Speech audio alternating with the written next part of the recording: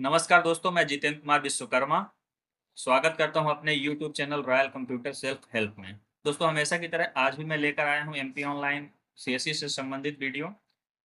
जो संचालक या साइबर संचालक को इस वीडियो की काफ़ी ज़रूरत रहती है। जो लोग फॉर्म नहीं भर पाते हैं या फॉर्म भरने में कोई डाउट्स रहते हैं, उन सारे डाउट्स को क्लियर करता हूँ। तो दोस्तों, आज की वीडियो में मैं लेकर आया हूँ ई प्रवेश का फॉर्म कैसे भरेंगे। ई प्रवेश में आप पोस्ट ग्रेजुएशन का एडमिशन फॉर्म या रजिस्ट्रेशन कैसे करेंगे। तो दोस्तों, बने रहिएगा वीडियो के लास्ट तक ताकि सारे डाउट्स क्लियर हो जाएं। और दोस्तों, वीडियो अगर पसंद आएगी तो वीडियो को लाइक कीजिएगा, दोस्तों के साथ शेयर कीजिएगा और चैनल में पहली बार आए हैं तो चैनल को सब्सक्राइब जरूर कीजिएगा। बेल आइकन प्रेस करके ऑल नोटिफिकेशन कर लीजिएगा ताकि आपको मेरे द्वारा अपलोड की गई सारी वीडियो की नोटिफिकेशन मिलती रहे। दोस्तों, ज़्यादा देर न करते हुए लेके चलता हूँ मैं आपको कंप्यूटर की स्क्रीन पर और ओपन करता हूँ ई प्रवेश। तो अपने किसी भी ब्राउज़र का उपयोग करके ई प्रवेश सर्च करेंगे। तो दोस्तों, जैसा कि आप देख पा रहे हैं, पहले ही से ऊपर ई प्रवेश एमपी हायर एजुकेशन .mp.gov.in की वेबसाइट है। आप डायरेक्ट भी ओपन कर सकते हैं और मैं वीडियो के नीचे डिस्क्रिप्शन में आपको लिंक भी दे दूंगा, वहां से भी आप डायरेक्ट ओपन कर पाएंगे। तो दोस्तों, चलिए ओपन करते हैं ई प्रवेश। जैसे ही आप ई प्रवेश .highereducation.mp.gov.in की वेबसाइट को एड्रेस बार पे पुटअप करेंगे तो कुछ इस तरह का इंटरफेस आपके सामने ओपन होके आएगा। तो दोस्तों, अब बहुत ज़्यादा समय ना लूँगा क्योंकि ये सीएलसी लेवल में मैं वीडियो बना रहा हूँ, तो बहुत सारे लोगों को सब सारी चीज़ें पता हैं और सारे शेड्यूल पता है। मैं डायरेक्ट रजिस्ट्रेशन कैसे करना है इस पर फोकस करूँगा। तो दोस्तों, रजिस्ट्रेशन करने के लिए आपको अप्लाई नाउ बटन पे क्लिक करना रहेगा। जैसे कि आप देख पा रहे हैं, ऊपर ही एक लॉगिन का बटन मिलता है और दूसरा अप्लाई नाउ का बटन मिलता है। तो यहाँ पे अप्लाई नाउ के बटन पे क्लिक करेंगे। जैसे ही आप अप्लाई नाउ पे क्लिक करेंगे तो कुछ इस तरह का इंटरफेस आपके सामने आ जाएगा। यहाँ पे एप्लीकेशन एप्लीकेंट रजिस्ट्रेशन का पेज खुल के आया है। यहाँ पे आपको एलिजिबिलिटी पहले ही ऑप्शन पे मिलती है, तो आपको यहाँ पे ध्यान देना है। अगर आप ग्रेजुएशन के लिए भर रहे हैं तो 12वीं के बाद स्नातक को सेलेक्ट करेंगे, और यदि आप पोस्ट ग्रेजुएशन के लिए भर रहे हैं तो स्नातक के बाद स्नातकोत्तर पाठ्यक्रम पर क्लिक करेंगे। अगर आप बीएड का रजिस्ट्रेशन कर रहे हैं तो एनसीटीई को सेलेक्ट करेंगे। बीएड बीएड का सेलेक्ट कर रहे हैं तो एनसीटीई ये वाला ऑप्शन सेलेक्ट करेंगे। ये इस तरह से सारे अलग अलग ऑप्शन हैं जिनका आप उपयोग करके अपना रजिस्ट्रेशन स्वयं भी कर सकते हैं। और अगर आपसे नहीं हो पा रहा है तो आप नज़दीकी ऑनलाइन सेंटर, साइबर कैफे या एमपी ऑनलाइन सेंटर पे जाकर करवा सकते हैं। तो दोस्तों, इस साल हायर एजुकेशन ई प्रवेश ने अच्छी सुविधा दी हुई है। अगर आप स्वयं भी रजिस्ट्रेशन करना चाहते हैं तो कोई बड़ी बात नहीं है, आप अपने मोबाइल में किसी भी ब्राउज़र का उपयोग करके स्वयं भी रजिस्ट्रेशन कर सकते हैं। तो दोस्तों, अभी मैं पोस्ट ग्रेजुएशन का रजिस्ट्रेशन करने वाला हूँ, तो मैं दूसरे ऑप्शन का सेलेक्ट करूँगा, स्नातक के बाद स्नातकोत्तर पाठ्यक्रम, इसको सेलेक्ट करूँगा। अब यहाँ पे अगला ऑप्शन आपसे पूछ रहा है क्या आप मध्य प्रदेश के निवासी हैं, तो यस रहने दें, कोई दिक्कत नहीं है। यहाँ पे आप छात्र की सदस्य आईडी, जिसका भी रजिस्ट्रेशन कर रहे हैं, आप स्वयं का कर रहे हैं तो स्वयं की सदस्य आईडी, और अगर किसी और का कर रहे हैं तो उस कैंडिडेट की सदस्य आईडी एंटर करेंगे।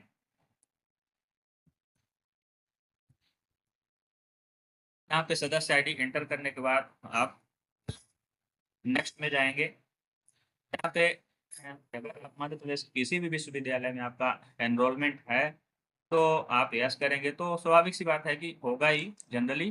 किसी का कुछ ही ऐसे स्टूडेंट आपको मिलेंगे जो दूसरे स्टेट से आए होंगे और दूसरी यूनिवर्सिटी से होंगे, लेकिन आप मध्य प्रदेश किसी भी यूनिवर्सिटी में आपका एनरोलमेंट है तो यहाँ पे यस करना ही है। ठीक है। ग्रेजुएशन यूनिवर्सिटी का सिलेक्शन यहाँ पे पूछ रहा है कि आपने कौन सी यूनिवर्सिटी से ग्रेजुएशन किया हुआ है। तो जैसा कि आप कैंडिडेट की मार्कशीट आप उठाएंगे और उसमें देखेंगे कि कैंडिडेट ने कौन सी यूनिवर्सिटी से ग्रेजुएशन पास आउट किया हुआ है। वो कोई भी यूनिवर्सिटी हो सकती है, अवधेश प्रताप सिंह हो सकती है, पंडित श्यामबाबू नाथ शुक्ला विश्वविद्यालय, बरकतुल्ला देवी अहिल्याबाई, और जितनी भी मध्य प्रदेश में संचालित यूनिवर्सिटी, कोई भी यूनिवर्सिटी हो सकती है। तो कैंडिडेट अभी जिसका मैं अप्लाई करके आपको बता रहा हूँ अवधेश प्रताप सिंह यूनिवर्सिटी से, तो मैं यहाँ पे अवधेश प्रताप सिंह यूनिवर्सिटी सेलेक्ट करूंगा। अब यहाँ पे पूछ रहा है ग्रेजुएशन नामांकन नंबर, तो जो भी कैंडिडेट का नामांकन नंबर यानी एनरोलमेंट नंबर है वो यहाँ पे पुटअप करेंगे। पुटअप करने के बाद ग्रेजुएशन किस साल में पास आउट है वो एंटर करेंगे। तो जैसा कि मैं मेरे केस में कैंडिडेट 2025 में ही ग्रेजुएशन पास आउट कर रहा है, 2025 सेलेक्ट करूंगा, यहाँ पे कैप्चा कोड फिलअप करेंगे। कोड केस सेंसिटिव रहता है, ध्यान दें। ये नहीं कि कैपिटल की जगह स्मॉल डाल दें तो आगे आपका कैप्चर एरर आएगा, इसलिए आप ध्यान से भरें और केस सेंसिटिव ही भरें। ये सब डिटेल्स फिल करने के बाद आप गेट डेटा पे क्लिक करेंगे। जैसे ही आप गेट डेटा पे क्लिक करते हैं तो स्नातक का डेटा नहीं मिला तो उससे परेशान नहीं होना है कि आपका डेटा क्यों नहीं मिला। कभी कभी डेटा यूनिवर्सिटी के द्वारा फेस नहीं हो पाता है, इसलिए आप बिल्कुल भी परेशान ना हो। डेटा नहीं मिला तो हमारा रजिस्ट्रेशन नहीं होगा, बिल्कुल भी ऐसा दिमाग में ख्याल ना लाएं और आप अपना मैनुअली डेटा फिलअप करें। तो यहाँ पे कैंडिडेट का नाम, यहाँ पे कैटेगरी आप अपने हिसाब से जो भी आपके पास एलिजिबिलिटी है, जिस कैटेगरी में आप आते हैं, अनारक्षित, एसटी, एससी, ओबीसी, ईडब्ल्यूएस, पांचों तरह की कैटेगरी यहाँ पे अवेलेबल है। जिसमें आप आते हैं वो आप यहाँ पे सेलेक्ट करेंगे। यहाँ पे आप जेंडर सेलेक्ट करेंगे, यहाँ पे आप जन्मतिथि सेलेक्ट करेंगे कैलेंडर के अकॉर्डिंग, या तो मैनुअल भी एंटर कर सकते हैं, जैसा आपको सुविधाजनक लगे वैसा आप कर लीजिए।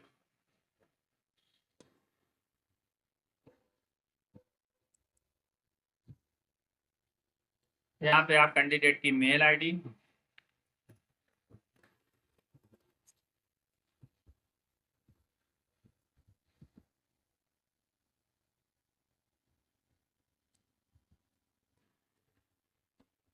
यहाँ पे आप कैंडिडेट का मोबाइल नंबर,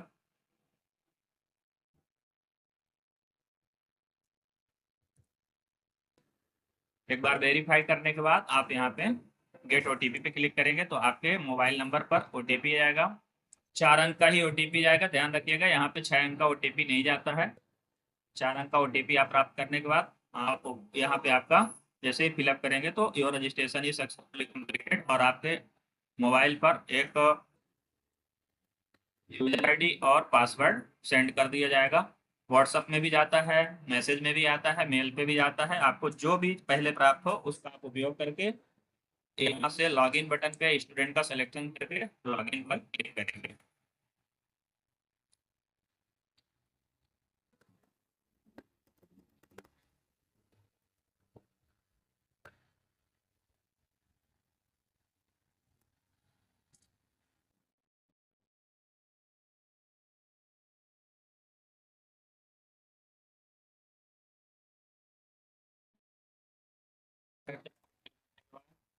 होंगे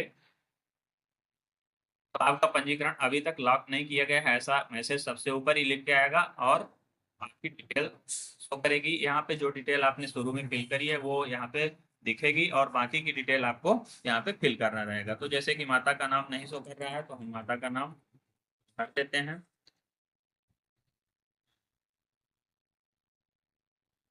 यहाँ पिता का नाम भरेंगे।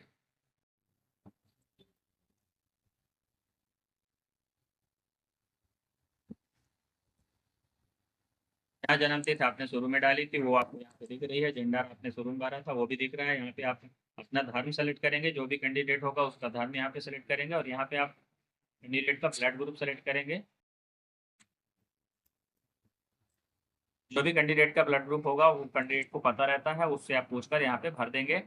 और कैंडिडेट मैरिड है अनमैरिड है उसका मैरिटल स्टेटस यहाँ पे सेलेक्ट करेंगे। यहाँ पे मेल आईडी आपको फिलअप की हुई मिल जाएगी क्योंकि आपने पहले ही मेल आईडी भरी हुई है। यहाँ पे आप व्हाट्सएप में जो भी सूचना प्राप्त करना चाहते हैं तो यहाँ पे आप वो नंबर ऐड करेंगे। अगर आपका वही नंबर जो आपने शुरू में दिया हुआ है वही आपका व्हाट्सएप नंबर है तो सेम नंबर आप यहाँ पे फिल कर सकते हैं। यहाँ पे आप राष्ट्रीयता सेलेक्ट करेंगे।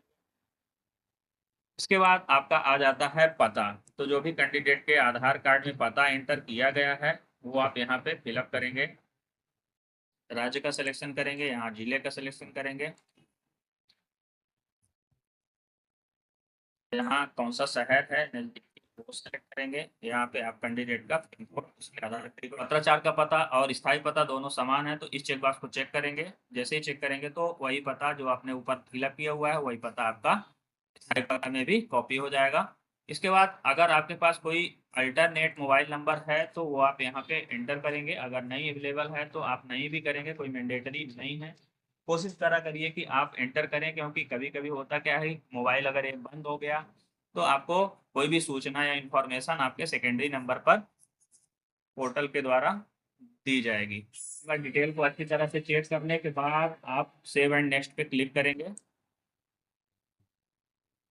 जैसे सेव एंड नेक्स्ट पे आप क्लिक करेंगे तो यहाँ पे लास्ट सेमेस्टर का रिजल्ट पूछा जाएगा। अगर आपको रिजल्ट प्राप्त हो गया है तो आप यहाँ पे रिजल्ट को भरेंगे अपनी मार्कशीट के अकॉर्डिंग, और यदि आपका रिजल्ट प्राप्त नहीं हुआ है या किसी भी वजह से रुका हुआ है तो आप यहाँ पे इस चेक बॉक्स को लास्ट सेमेस्टर रिजल्ट अवेटेड को क्लिक, कोर्स 1 साल का आप करना चाह रहे हैं कि 2 साल का, ये यहाँ पे पूछ रहा है। तो जनरली आप ग्रेजुएशन, जो ग्रेजुएशन के बाद जो भी पोस्ट ग्रेजुएशन होता है 2 साल का होता है, तो 2 साल का ही सेलेक्ट करेंगे। यहाँ पे लास्ट एजुकेशन सेमेस्टर वर्ष, लास्ट एजुकेशन का आपका ईयरली था कि सेमेस्टर था, ये यहाँ पे सेलेक्ट करना है। तो आप न्यू एजुकेशन पॉलिसी के अंतर्गत जो ग्रेजुएशन होते हैं तो ईयरली होते हैं, इसलिए आप यहाँ पे ईयरली सेलेक्ट करेंगे।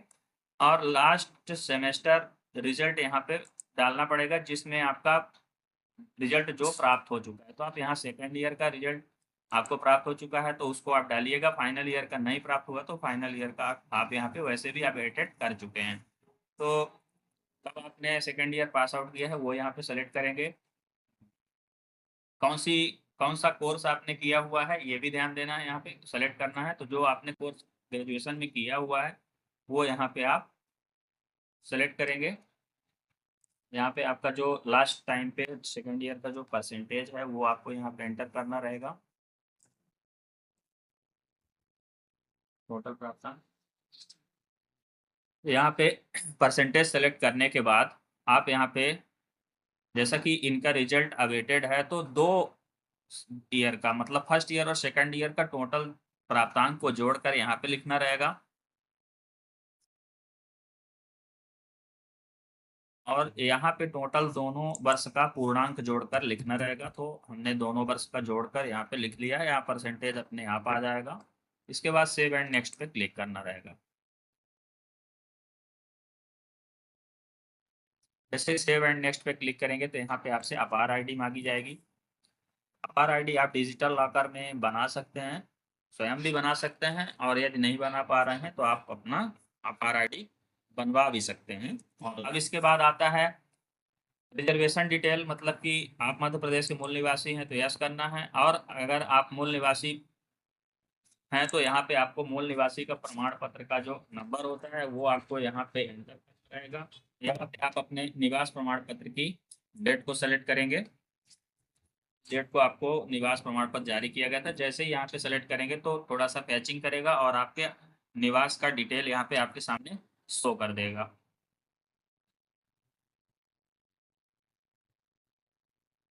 देख रहे हैं यहाँ पे आपका निवास जो है ब्राउज होकर आ भी गया है। यहाँ पे व्यू बटन पे क्लिक करके आप अपना निवास देख भी सकते हैं कि हमारा निवास सही तरीके से फैच हुआ है कि नहीं। हमने आप यहाँ पे क्लिक करके देख लिया है।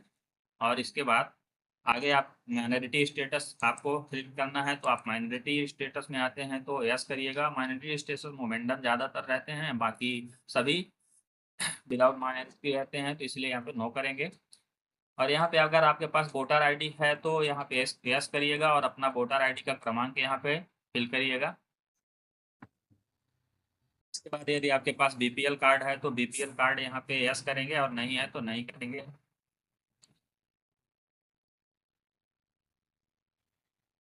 यदि आप इधर के माता या पिता किसी भी सरकारी कर्मचारी या केंद्रीय बैंक या किसी भी भारत सरकार के उपक्रम में कार्यरत हैं तो यहाँ पे यस करेंगे, और यदि नहीं है तो नो करेंगे। यहाँ पे श्रेणी ऑलरेडी सिलेक्टेड रहेगी क्योंकि आपने शुरू में ही एंटर किया था। यदि आपकी एमपीटास प्रोफाइल बनी हुई है, हालांकि जनरल वालों को एमपीटास प्रोफाइल की आवश्यकता नहीं पड़ती, बाकी S C S T OBC हैं तो एमपीटास की प्रोफाइल बनवा कर यहाँ पे डाल दें। अगर नहीं बन पा रही तो मैंडेटरी भी नहीं है, आप एडमिशन लेने के बाद भी एमपीटास का रजिस्ट्रेशन करवा सकते हैं। एमपीटास का रजिस्ट्रेशन का उपयोग आपकी स्कॉलरशिप के लिए होता है, जो पोस्ट मैट्रिक स्कॉलरशिप आपको प्राप्त होती है तो एमपीटास के ही थ्रू मिलती है। तो दोस्तों यहाँ पे कैंडिडेट का एनुअल इनकम जो भी है कैंडिडेट के पिता का, वो यहाँ पे आप एंटर करेंगे।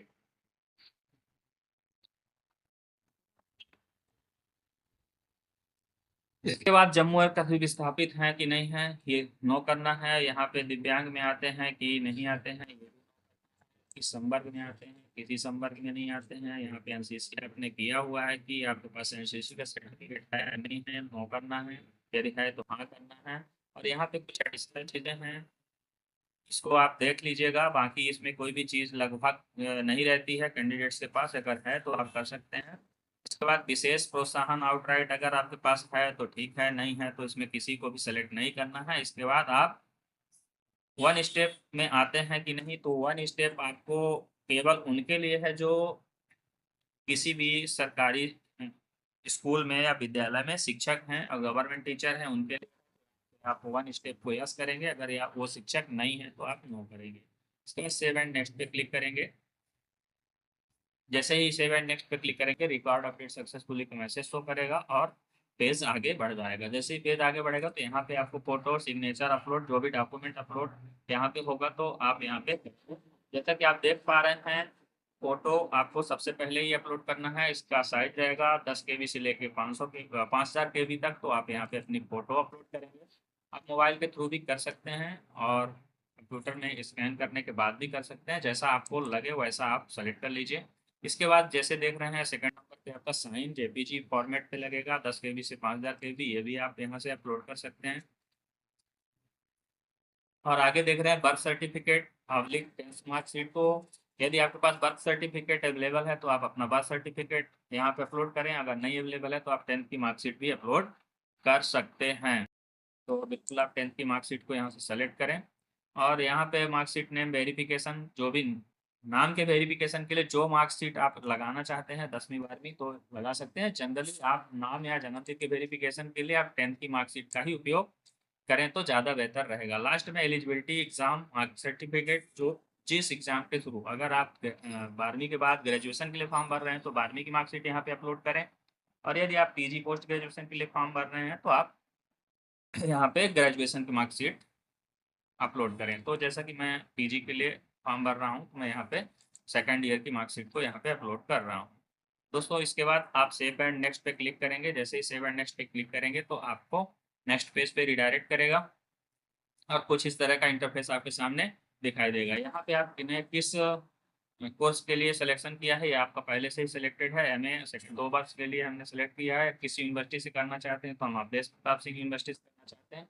यहाँ पे कॉलेज टाइप गवर्नमेंट प्राइवेट जो भी आएगा यहाँ पे सेलेक्ट करेंगे। देखते हैं टेस्ट कर रहा है गवर्नमेंट प्राइवेट, तो आप किस तरह के कॉलेज में एडमिशन लेना चाहते हैं तो वो आप यहाँ से सेलेक्ट करेंगे। तो मैं अभी गवर्नमेंट कॉलेज सेलेक्ट कर रहा हूँ। इसके बाद यहाँ पे आप डिस्ट्रिक्ट सेलेक्ट करेंगे, कौन से डिस्ट्रिक्ट में आप एडमिशन लेना चाहते हैं और यहाँ से सर्च बटन पर क्लिक करेंगे। जैसे ही सर्च बटन पर क्लिक करेंगे तो रीवा जिले के गवर्नमेंट कॉलेज आपके सामने ओपन होके आ जाएंगे। जो भी कॉलेज आप, यहाँ पे ध्यान देने वाली बात यह है कि जो भी कॉलेज आप सेलेक्ट करें उसकी प्रायोरिटी जो प्रेफरेंस है उसको बहुत ही ध्यानपूर्वक सेलेक्ट करें, क्योंकि यहाँ पे जो पहले नंबर पे होता है उस पर एडमिशन अगर आपको अलॉटमेंट मिलता है तो ठीक है, अगर आप उसमें एडमिशन नहीं लेते हैं तो आपको अगली चॉइस फिलिंग में चांस नहीं दिया जाता। तो इसलिए इसको बहुत ही ध्यानपूर्वक, तो जैसे कि मैं अभी पहला सिलेक्शन अपना कर रहा हूँ गवर्नमेंट ठाकुर रणमा सिंह कॉलेज के लिए, तो इसको यहाँ से स्लाइड कर लें। अगर पूरा खुल रहा है तो ठीक है, नहीं खुल रहा है तो यहाँ से आप स्लाइड करके और यहाँ ऐड बटन पे क्लिक कर देंगे। इसके बाद अगर और भी कोई कॉलेज आप सेलेक्ट करना चाहते हैं तो आप सेलेक्ट करिए, नहीं करना चाहते तो एक भी कॉलेज में आपकी चॉइस फिलिंग लॉक हो जाएगी। यहाँ पे हम कॉलेज सेलेक्ट करने के बाद सेव एंड नेक्स्ट पे क्लिक करेंगे।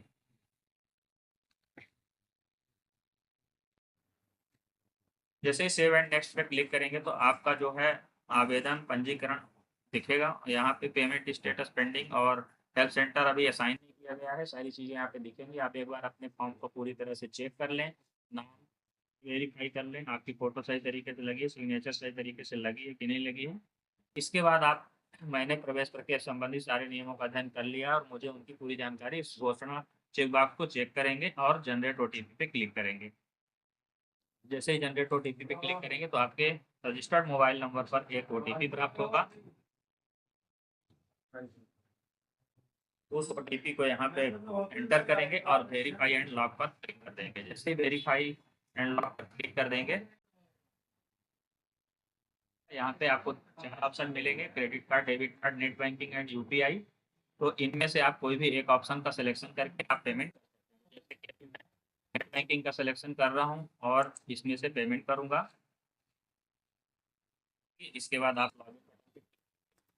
अपने यूजर ID और पासवर्ड का उपयोग करके लॉगिन करके अपना प्रिंट आउट प्राप्त कर सकते हैं। यहाँ पे कुछ फीडबैक के लिए मांगा जा रहा है। अगर फीडबैक देना चाहें तो दें, नहीं देना चाहें तो ना दें। आपको यहाँ पे गवर्नमेंट कॉलेज देवतला और रजनीश त्रिपाठी जी साइन कर दिए गए हैं। आपका पेमेंट स्टेटस सक्सेसफुल है। यहाँ पे फॉर्म स्टेटस नॉट वेरीफाइड दिख रहा है, तो उससे आपको टेंशन लेने की जरूरत नहीं है। आपका रजिस्ट्रेशन कम्प्लीटली हो चुका है और इससे आप जो है तो फॉर्म को प्रिंट कर सकते हैं। प्रिंट करने के बाद आप 24 घंटे के अंदर आपका जो है 24 से 48 घंटे के अंदर आपका जो आवेदन है तो वेरीफाइड कर दिया जाएगा और आपको व्हाट्सएप के माध्यम से मिल जाएगा। तो उम्मीद करता हूँ दोस्तों यह वीडियो आपको पसंद आई होगी और इस पे दी गई जानकारी आपको अच्छी लगी होगी। अगर आपको वीडियो अच्छी लगी तो वीडियो को लाइक कीजिएगा, दोस्तों के साथ शेयर कीजिएगा और चैनल में पहली बार आए हैं चैनल को सब्सक्राइब कीजिएगा। दोस्तों आज के लिए बस इतना ही, मिलते हैं नेक्स्ट वीडियो में। धन्यवाद।